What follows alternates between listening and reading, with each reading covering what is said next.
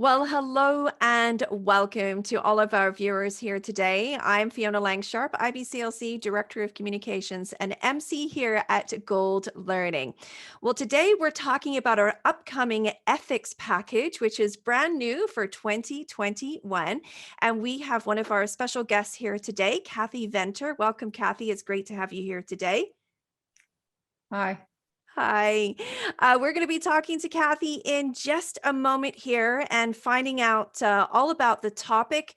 And actually, I'll just read it to you so you can start thinking about what Kathy's going to be talking about. So she's going to be talking about case studies, considering clinical issues and the ethical undertones. And I have to say that when I was chatting with Kathy the other day, I was saying one of the best styles of learning, of course, I do is through case studies, sharing of information and what we might do next. But we'll talk about that in just a moment.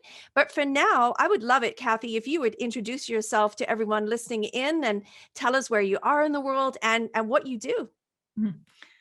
Thanks, Fiona. I am living in Milton, Ontario, which is about an hour's drive from Toronto. But this has only been for the last 20 years. I was born and raised in Africa and did my RN training and my midwifery training there. And also in 1990, embarked on the lactation consultant career path as well. So that goes back a long way. And I was very fortunate because at that time, they launched the BabyFriendly Hospital Initiative in one of the countries where I was living. It was a pilot country. And so I was most blessed to be there when that was pushed out into the public domain and was involved in the training. So I was brought on board by WHO and UNICEF and IBFAN Africa and worked on BabyFriendly through at the same time that I was working with mothers and babies in a hospital situation. And then came to Canada and continued to do that work with BabyFriendly. And I now work in a very large tertiary center in a breastfeeding clinic as a lactation consultant. Oh, wow, that's fantastic. I was just trying to imagine that journey and really you've been doing a lot of the baby friendly now stuff for such a long time. You've probably seen it evolve. And I think about the people that got on board with it right away, and then there's still many people just figuring it out now.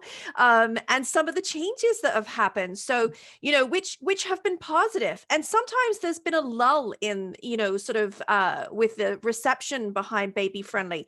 So let's chat about that for a minute, because I really want to hear and understand, the ebbs and lows of when you put a program in place and some of the gains that we're looking for. So let's talk about what happened initially when it was first pushed out, and what was the reception then? Was there a lot of people that weren't convinced that it needed to be a part of our culture and society, or was it sort of, did people jump up and say, yes, let's get on it? Tell me a little bit about that. Yeah, I think that the motivating factor for the Baby Friendly Initiative was the fact that morbidity and mortality rates for maternal and infant health were higher in countries where breastfeeding rates were lower. And so in hand with the implementation of the International Code of Marketing of Breast Milk Substitutes, we had that practical gateway to supporting families, which was at the bedside, that 10 steps to successful breastfeeding, and it was launched in developing countries first. And so where there are, minimal resources and such a dire need to improve the health and well-being of mothers and babies. So it took off there without question, Right. largely. Fabulous. But when I came to Canada, I expected that everybody would be baby friendly, and I was, very much mistaken. But you can understand from the context of, an industrialized, wealthy, privileged perspective that it may not have been top of the list of priorities, because we have such a sound infrastructure, that there were many other pieces in place. But Baby Friendly Initiative has proven itself over the years. It has evolved and it's had growth spurts just like children do. And as politics and evidence shifts, so has the implementation of the Baby Friendly Initiative. And that's the strength of it, is that it builds that continuum of care all across the healthcare system, and Mm. it involves the public as well. So you cannot have an initiative that's going to change a societal support network over generations without having something that can change with the evidence base, can change with the cultural concepts of things, and can be modified from one country to the other, depending on the state of that particular country. So, Mhm. it does look different from one place to the other, but the basic concept is so sound that I've pretty much proven through the lifetime I've spent implementing it and working with it, that it's something so basically sound. It's got so many good pieces of the puzzle to it that is truly worth implementing. Any part of baby friendly that can be implemented has a positive impact on the health of families. Yeah, I just love that. Boy, I love listening to you, Kathy. I have to say, it just resonates with me so much. And thinking about the fact that, yes, we have to be able to have something that incorporates everyone in our community. I'm thinking about the times that, that I've taught nursing students, the times that I've sat with mothers, and I've talked about this for the first time with them, and the wow moments that they have. That's what inspires me. I think it's the wow moments that they have. They couldn't believe, they can't imagine that there were all these things in place that potentially were interfering with breastfeeding, until you turn it around and really showcase it, and why it's so important that we have baby friendly initiative in our hospitals, in order to protect everyone. The investment is critical. It Mhm. has a lasting effect. I know I'm preaching to the choir, but I'm just saying, look at Mhm. me. I get so excited, when we start talking about it, which is really wonderful. I Yeah. really appreciate the work that you do.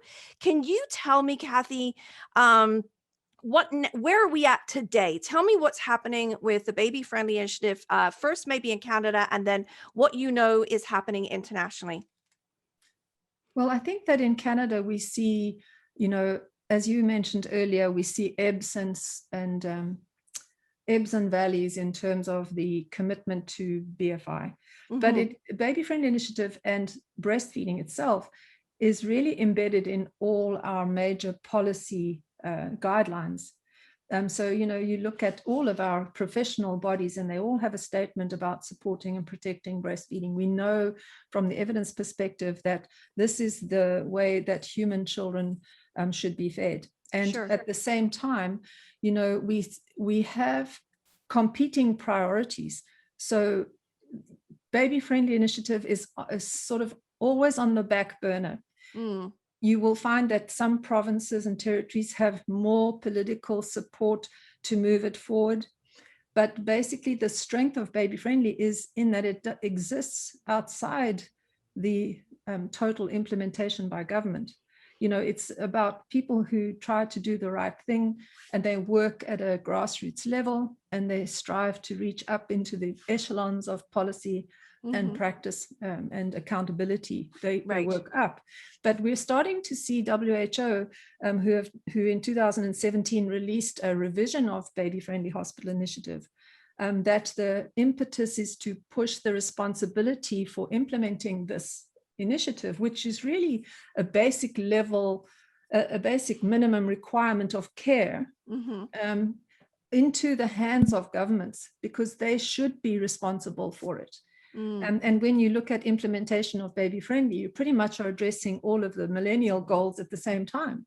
Right. And so by being able, WHO's concept was to bring it, push it out and say, take it now and go with it. You need to stand up and actually walk the walk as well as talk the talk about supporting breastfeeding in your countries.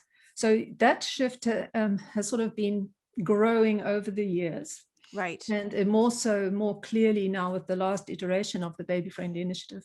Mm. So depending on where you go, even within Canada, from coast to coast, even within Ontario, from region to region, you may find varying degrees of implementation and commitment. But Hmm. that underlying motivation to improve nutritional baseline of health for families is there, because we know Hmm. it's evidence-based, right? Right. Yeah. And from country to country globally, we know that, this initiative works whether you're in a developed country or an industrialized country. But the resources that are there to support it vary so much that the Sure. speed of which these things can be implemented is varies such a lot. So you'll Yeah. find it wherever you go.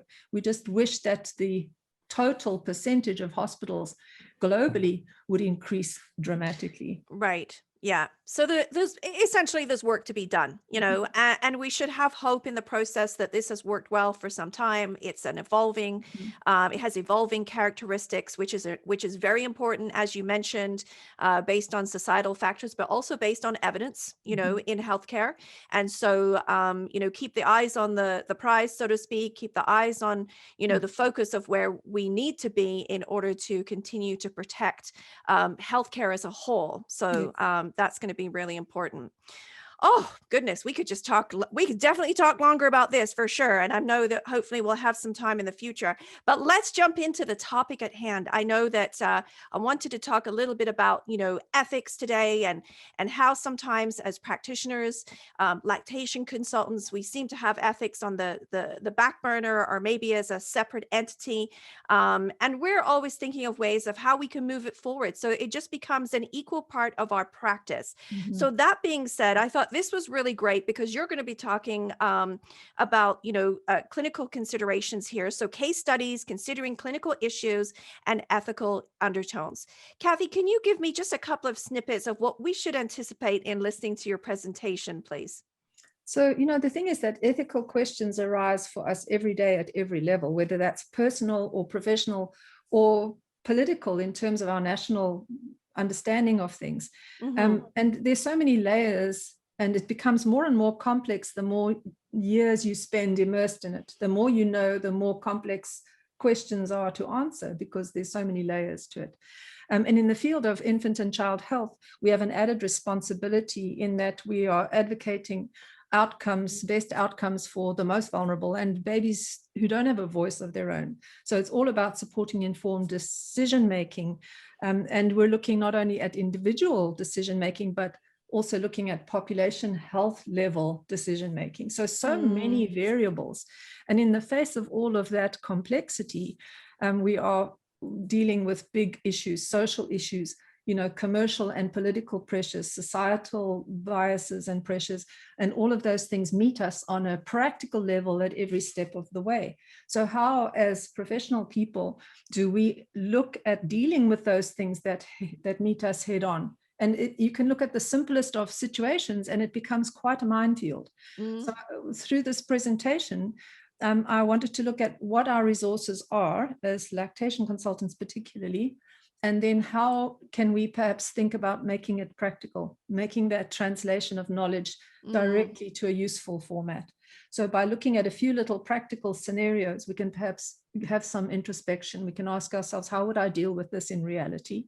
And Yeah. it's really just food for thought, so that we can prick our consciences and prick our awarenesses as to where we can go to find answers. Fabulous. Well, I'm all about being practical, and I love the idea of translation because it isn't always easy. And sometimes, even as an IBCLC in a community, I feel sometimes I'm alone. So I don't want to have that feeling. I want to be able to bring it to the table and work together with my peers. So thank you so much. I'm really looking forward to the presentation, and I know that many of you out there will be tuning in as well. So thank you so much, Kathy, for joining me here today and sitting down and talking about these important things. Thanks, Fiona. Thank you. And just a quick reminder for everyone tuning in, you can go to our website right now to goldlearning.com. The package is available for purchase. Early bird is in place. How awesome is that? It's going to be released on June 1st, and I know you'll be looking forward to it. We've got some incredible presentations, including Kathy's as well. Thank you so much to all of you for joining us here today, and a very special thank you to Kathy Venter. Have a wonderful rest of your day, everyone.